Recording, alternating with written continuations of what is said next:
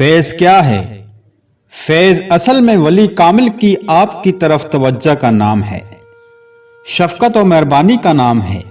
جن سے آپ کو فیض کی طلب ہو، ان کی طرف سے آپ کو روحانی سفر کو آگے بڑھانے کے لیے مدد و طاقت اور رہنمائی عطا کی جاتی ہے، تاکہ آپ کا سفر آگے بڑھ سکے اور زندگی کے باقی امور میں آپ کے ساتھ شفقت و مہربانی کا معاملہ فرمائیں۔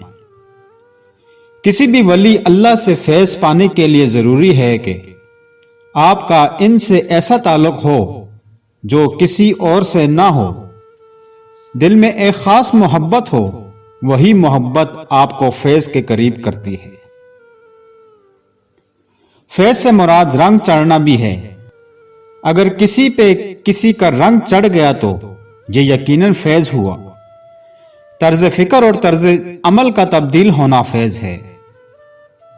مرشد تو ایک بیر بیکراں کی طرح ہوتا ہے، آپ کی مرضی ہے کہ اس سمندر میں ہاتھ دھو کے پیچھے ہو جاؤ، چاہے ایک ہی بار نہا کے باہر نکلا یا پھر ساری عمر اس سمندر میں ڈبکیاں لگاتے رہو، وہ آب زمزم کا کام کرے گا۔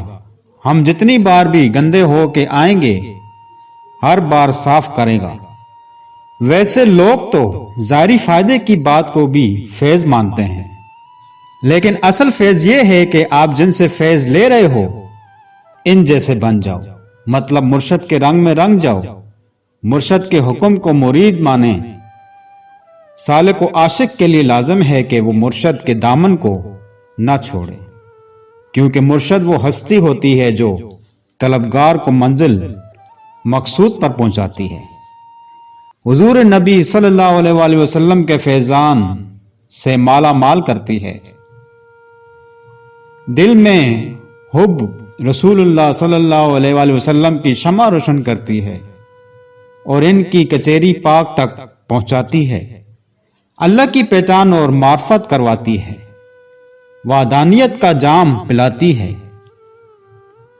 مرشد کامل کی نگاہ طالب کو صحیح معنوں میں عاشق رسول صلی اللہ علیہ وآلہ وسلم بناتی ہے اور اللہ کے قرب تک لے جاتی ہے۔